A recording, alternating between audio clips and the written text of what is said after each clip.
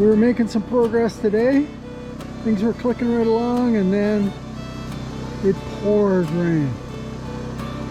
So we put up this little cover and we tried to hide under it, but it came down sideways. Everything got wet. Anyway, we didn't want to waste the day, so we started doing rim joists. No, sill plates. Started doing the sill plates. This is a 16-footer. We just put it up there, measured out where the bolts, anchor bolts go through, and we've drilled those out.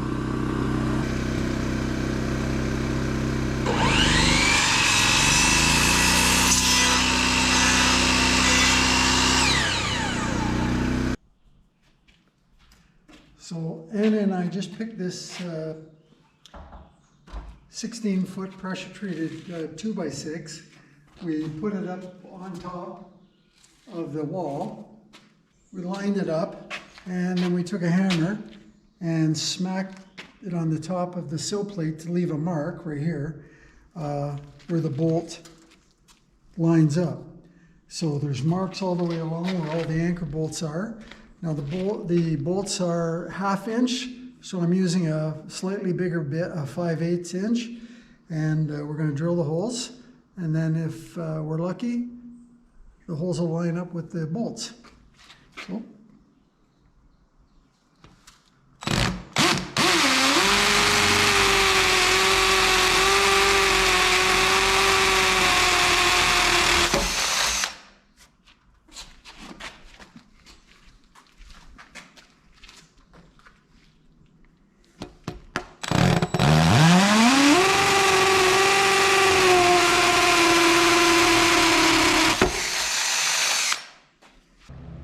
Hey everyone, it's June 9th and it's been raining for quite a few days, so we stayed away and we just came back up this morning. This is Friday at just after 11 o'clock in the morning.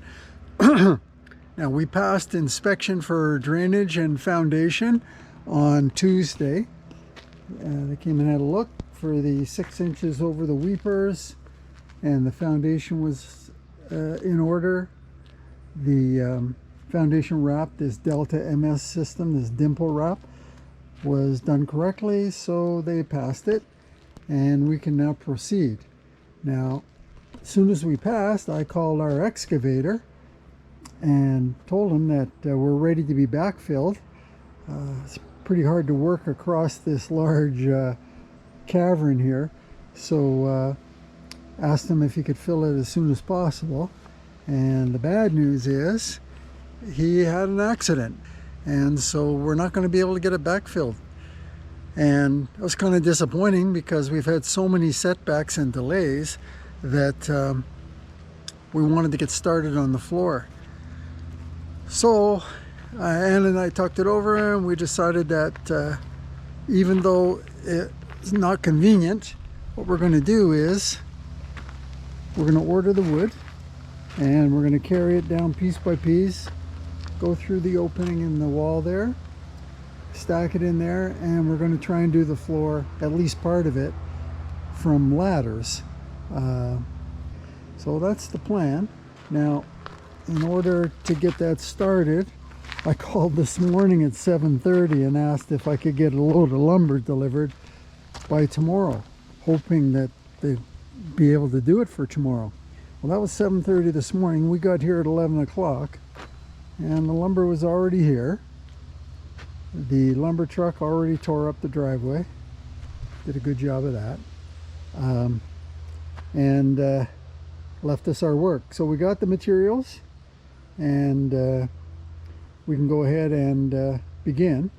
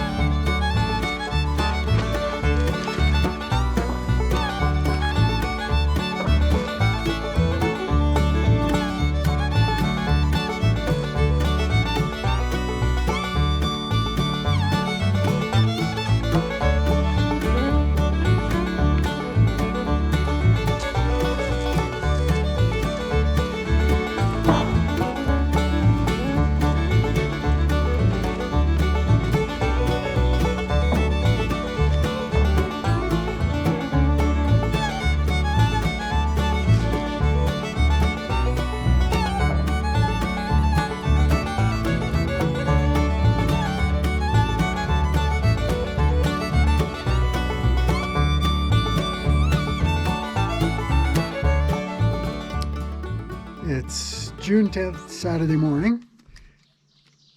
We're going to begin putting down our floor joists today.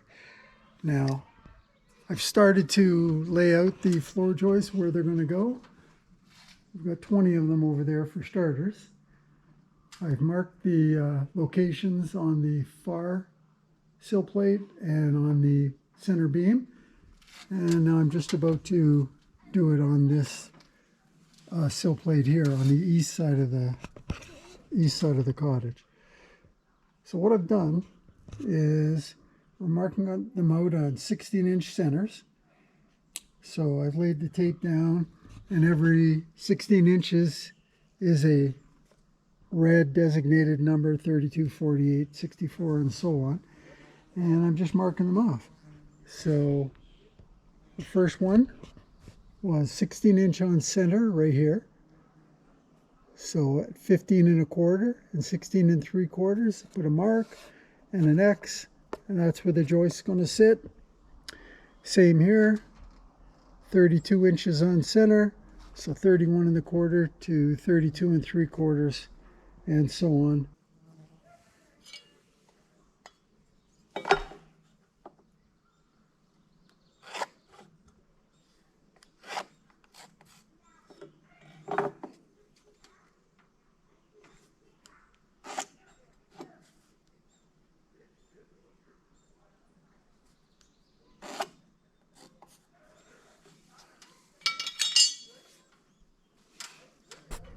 I'm not really sure what I'm supposed to do at the window here. I'm going to have to look this up or ask somebody, because that's quite an expanse, about 3 feet there, and there'll be a couple floor joists laying on there. You can't expect a 2x6 sill plate to be holding up the floor. So I'm not really sure.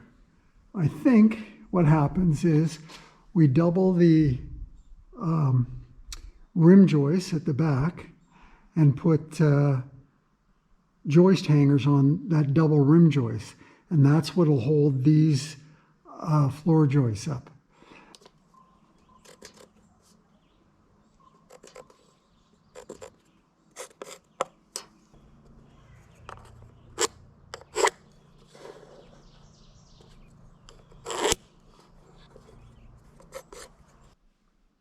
We're getting ready to put up the floor joists. So Anna and I just put up the rim joists on the east wall. We just tacked it in place. It's a 14-foot 2x10 tacked on the outer 1.5 inch of the sill plate.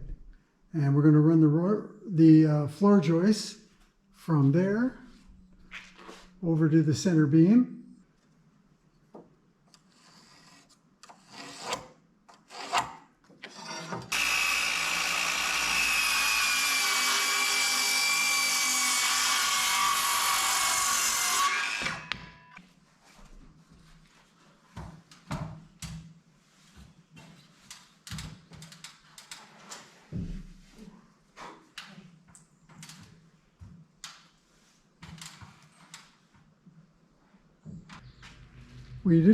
We didn't start right at the end here, because over here we still have to get in and out of the basement from here.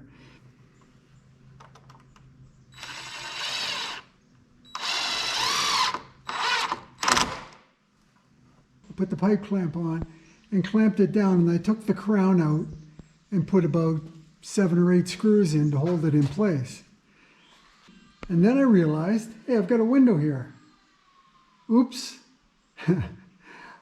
We put these 2 floor joists in, and what I should have done was put another piece of 2x10, double up the 2x10 over the window to support that area over the window. So I've got to take these 2 joists down and put a support piece up there, cut a little bit off of each, 1.5 inches off of each of these joists, and put them back up.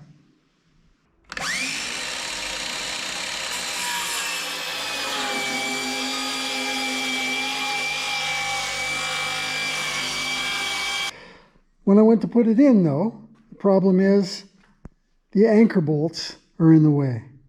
So I marked where the anchor bolts hit this piece of wood, and I'm going to cut them out now.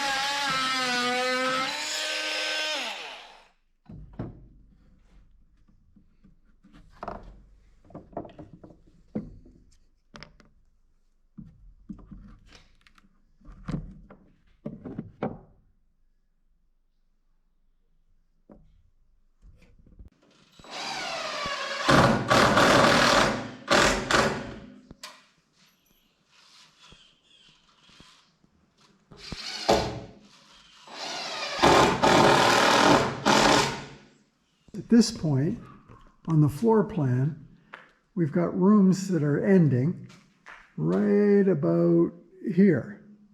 So that will be the end of the bedroom upstairs. So I have to put a double floor joist right here.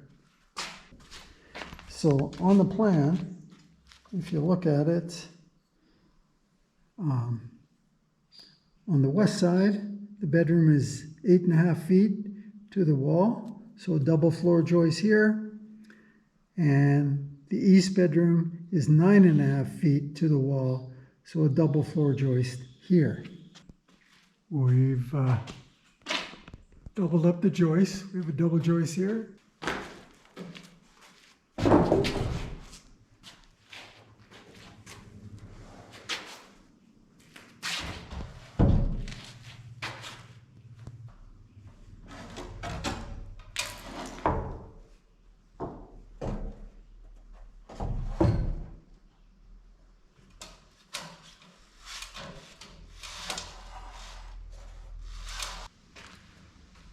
I'm putting these two joists together,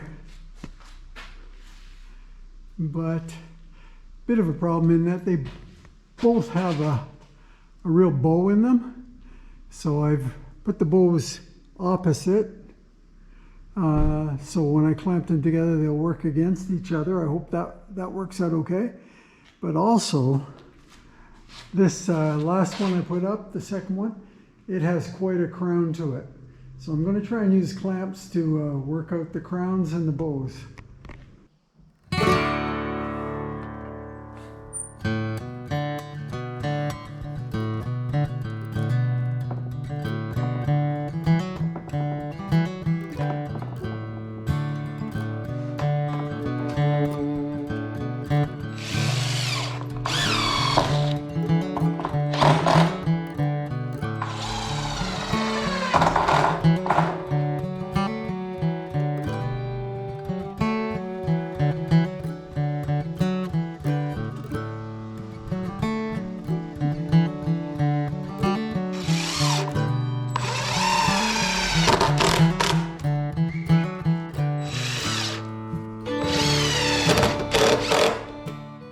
So we're adding another rim joist.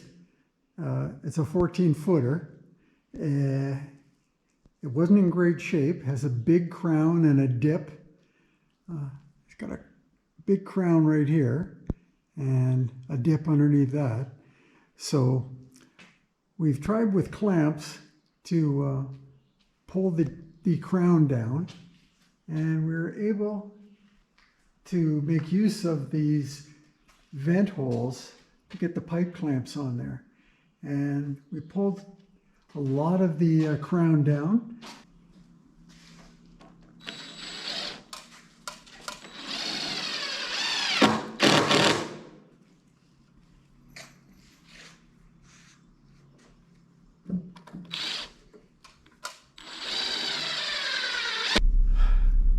I was getting ready to put up some floor joists using joist hangers, like at the windows and the vents where joist hangers are required. and I realized I didn't have the proper nails. So I've got to head into the lumber store to pick up some structural nails to use with the joist hangers. So I thought I'd just take you along on a ride down our road. It's a long road to get in, about 150 meters. My neighbor said, "Oh, what are you going to do with your road? Are you going to gravel it or have it graded? Or it's a pretty rough road." And I thought, no way. I love this road the way it is. It's pretty bumpy and rough, but we're building a cottage, and my neighbors are permanent residents, so they want a very smooth road because they're on it every day. Me, when I turn in on this road, I want to feel like I've left civilization behind and I've gone to the cottage. So I won't be changing this road at all, I don't think.